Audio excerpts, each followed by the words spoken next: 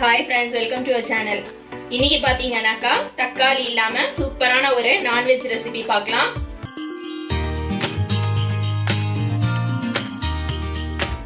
வாங்க வீடியோக்குள்ள போலாம். நான் வந்து சிக்கன் எடுத்திருக்கேன். இது கொத்தமல்லி தழை க்ளீன் பண்ணி வச்சிருக்கேன்.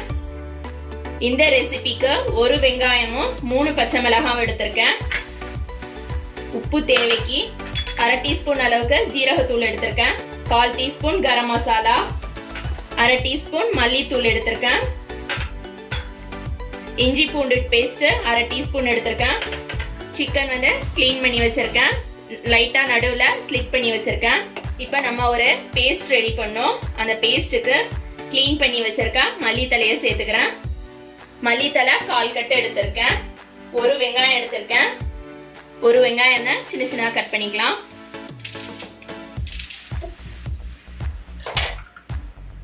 மூணு பச்சை மிளகாய், 1/2 டீஸ்பூன் இஞ்சி பூண்டு பேஸ்ட், உப்பு தேவைக்கு,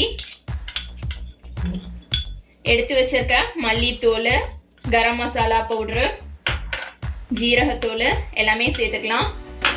இது கூடவே எண்ணெய் சேர்த்துக்கலாம். எண்ணெய் பார்த்தீங்கன்னாக்கா 2 டேபிள் ஸ்பூன் அளவுக்கு சேர்த்துக்கிறேன். நான் வந்து கடலெண்ணெய் யூஸ் பண்ணுறேன். நீங்கள் அதுக்கு பதிலாக வேற ஏதாவது எடுத்துக்கலாம். இதை அரைச்சிட்டு வந்துடுறேன் நைஸா. இப்போ பார்த்தீங்கன்னா நம்ம பேஸ்ட் நல்லா அரைச்சாச்சு நைஸா. இதை ஒரு பவுலுக்கு மாற்றிடலாம். நம்ம அரைச்ச பேஸ்ட் கூடவே தயிர் எடுத்து வச்சிருக்கேன் 1 கப் அளவுக்கு. அதை சேர்த்துக்கலாம். கொஞ்சமாக ஆட் பண்ணிக்கோங்க. ரொம்ப புளிக்காத தயிராக இருக்கணும். ஃப்ரெஷ்ஷாக இருந்தால் தான் நல்லாயிருக்கும். க்ளீன் பண்ணி வச்சிருக்க சிக்கன் சேர்த்துக்கலாம்.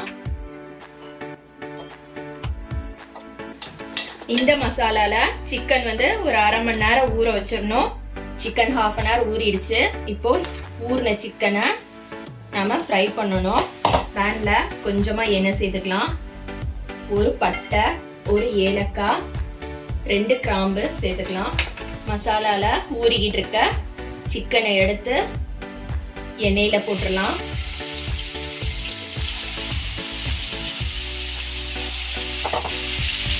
அடுப்பு வந்து ஸ்லோல வைக்கணும், ஹைல வைக்க கூடாது.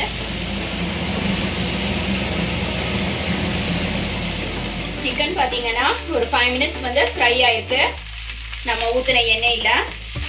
இப்போ நம்ம எடுத்து வச்சிருக்க இந்த மசாலாவை ஃபுல்லா சேர்த்துக்கலாம்.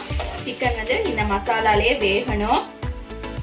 இதுக்கு மிளகாத்தூள் போடக்கூடாது. மிளகாத்தூள் போட்டோம்னா கலர் வந்து மாறிடும். இதை மூடி போட்டு அப்படியே ஒரு 10 நிமிஷம் குக் பண்ணலாம். 10 மினிட்ஸ் ஆயிடுச்சு. சிக்கன் நல்லா வெந்திருக்கு பாருங்க. கிரேவியும் நல்லா கெட்டி ஆயிடுச்சு. செமி கிரேவியா இருக்கு.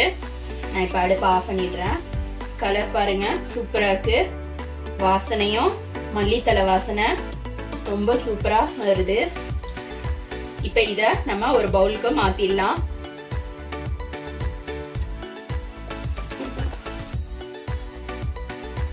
நம்மளோட ஆப்கானி சிக்கன் ரெடி ஆயிடுச்சு. தக்காளி சேர்க்காம இந்த கிரேவி நம்ம சூப்பரா செய்யலாம். இதே மாதிரி நீங்களும் உங்க வீட்ல செஞ்சு பாருங்க. தேங்க்ஸ் ஃபார் வாட்சிங்.